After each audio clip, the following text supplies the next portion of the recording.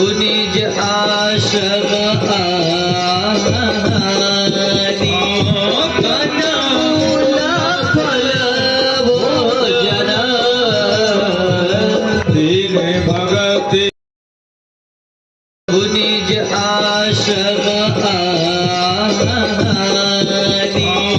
कनौला फल भोजन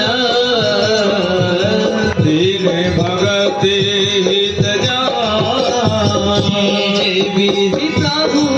प्रसन्न मन होई करुणा सागर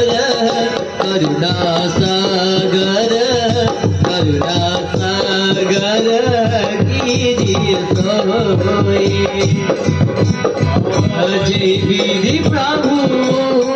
प्रसन्न मन होई करुणा सागर करुणा सागर करुणा सागर कीजिए सोई।